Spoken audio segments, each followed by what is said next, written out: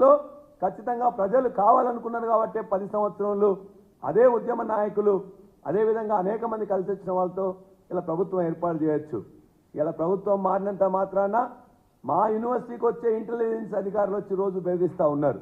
Intelligence వర్గం మొత్తం కూడా ఇవాళ ఉన్న ముఖ్యమంత్రి గారి అధికారంలో సేవలో తరించవచ్చు, కానీ ఇతరులందరినీ కూడా అంటే పోలీస్ వ్యవస్థను మొత్తం కూడా ఓడిపోయిన అభ్యర్థులకు కాంగ్రెస్ అభ్యర్థులకు మద్దతుగా ఉండడం లేక ఇతర యొక్క సంస్థల్ని ఇవాళ అనేక సంస్థలు ఉంటాయి, ప్రభుత్వ పరంగా ఉన్న సంస్థల్ని అదేవిధంగా జిల్లాల్ని అన్నిటిని కూడా మొత్తం వద్దనుకోవడం ఒకవైపు, రెండో వైపు ప్రైవేట్గా ఉన్న సంస్థల్ని కూడా ఇతర పార్టీల వాళ్ళకి సంబంధించినట్టే వాటన్నిటిని కూడా కూలగొట్టాలని చెప్పేసి లేకపోతే మూతవేయాలని చెప్పేసి అనుకోవడం మరొకటి దురదృష్టకరం.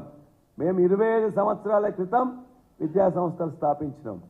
దరిదాపుగా 35 సంవత్సరాల క్రితం మా వైఫ్ ఉద్యోగం సంపాదించింది.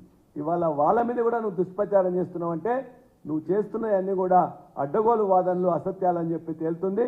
కాబట్టి కాంగ్రెస్ పార్టీ అటువంటి చీడ పురుగుల్ని సమాజం నుండి తరిమి కొట్టే ముందే మీరు అతన్ని వేరు చేసుకుంటారా లేకపోతే తప్పును ఒప్పుకొని క్షమాపణ చెప్తారా మీరు నిర్ణయించుకోవాలని చెప్పి మేము డిమాండ్ చేస్తూ ఇవాళ ఉన్న పోలీస్ యంత్రాంగం కానీ ఇంటెలిజెన్స్ కానీ ఇవాళ అందరినీ ఈ విధంగా బెదిరిస్తున్న వాళ్ళ మీద దృష్టి పెట్టండి.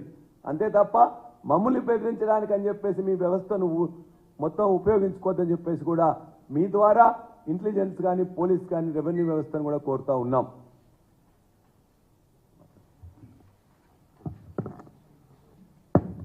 మీడియా మిత్రులకు